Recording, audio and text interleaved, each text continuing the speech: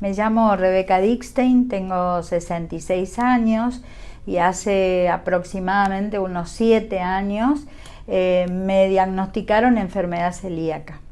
El diagnóstico ocurrió después de un largo periodo, aproximadamente 3 años, en los cuales me quebraba los dedos de la mano, del pie, me quebraba las costillas, de la nada prácticamente.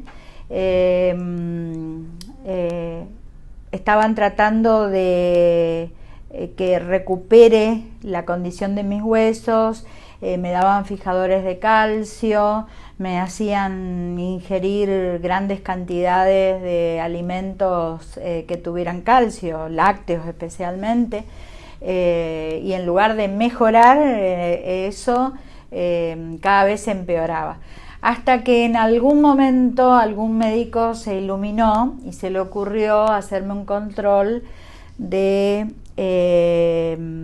un antígeno que suele dar positivo en caso de enfermedad celíaca, y efectivamente me dio recontra positivo, y ahí me hicieron los controles necesarios para medir el nivel de deterioro que yo ya tenía. Y bueno, cuando uno habla de deterioro vinculado a la enfermedad celíaca, de lo que está hablando es de una endoscopía que te hacen para medir la longitud de la vellosidad que tenemos en el intestino delgado, que es la que permite la absorción de los nutrientes que aporta la comida.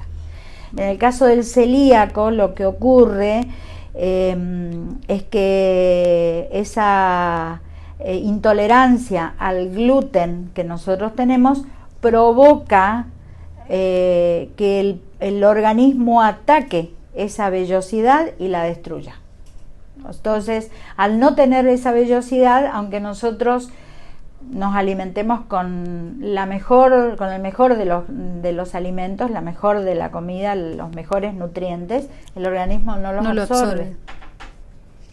Entonces empezamos con manifestaciones de lo más diversas. En mi caso, evidentemente, lo que fallaba era la absorción del calcio. Por eso lo que se notaba, estaba impactando en el estado de mis huesos. Pero además tenía las uñas totalmente rotas, resquebrajadas, estaba empezando a quedarme muy pelada, cosa que para las mujeres es grave. Tenía reacciones en la piel, se me hacían como, no sé, como si me diera una picazón muy grande. Erupciones. Erupciones, exactamente, erupciones que no tenían que ver con nada, o sea, no. Bueno, a partir de que me diagnosticaron esta enfermedad, empecé a hacer el tratamiento, el único tratamiento que existe para la enfermedad celíaca es eliminar el gluten por completo, de manera absoluta y permanente por el resto de nuestras vidas, de nuestra alimentación. Y fue impactante porque vos tuviste una vida llena de harinas durante 60 años.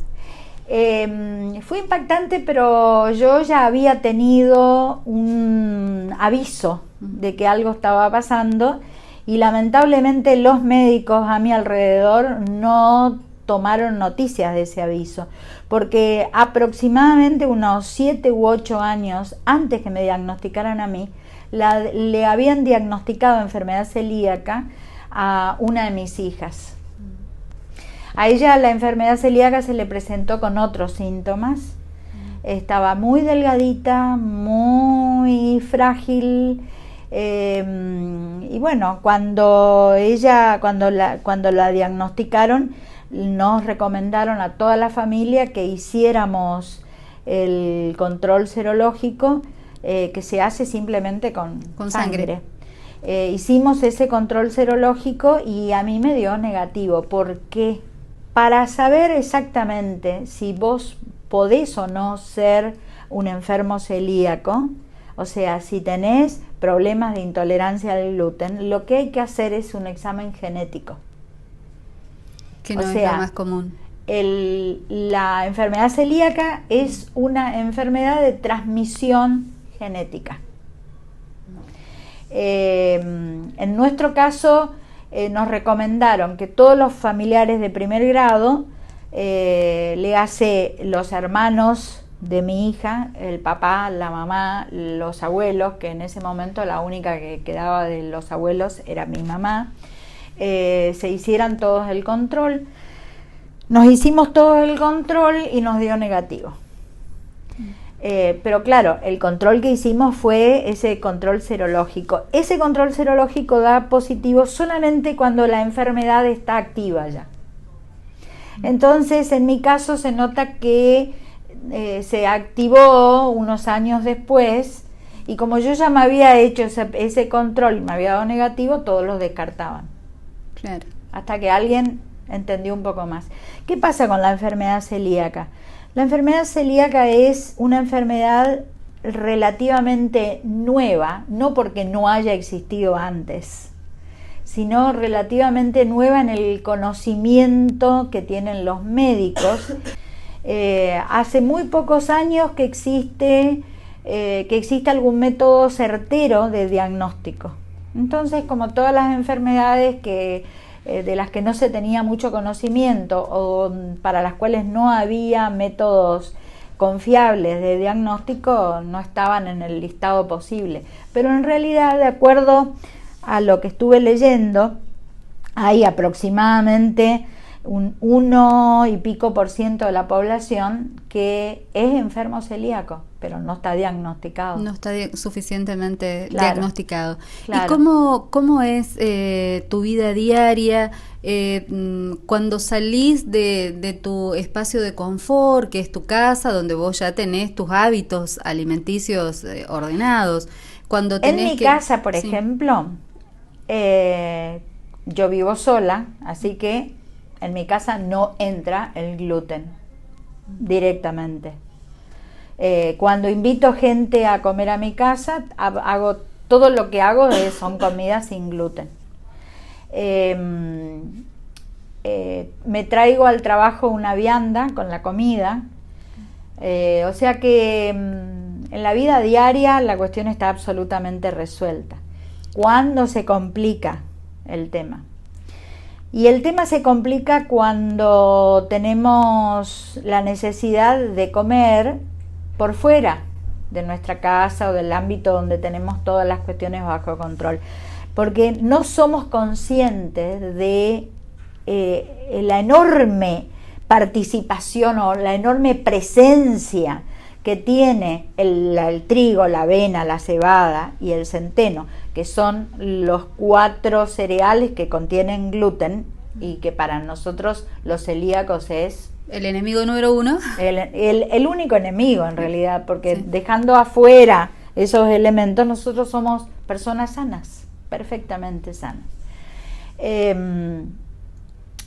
Lo que pasa es que está muy presente, o sea, te vas al cine, salís del cine y decís, bueno, vamos a comer algo. ¿Y qué te vas a comer? ¿Una pizza?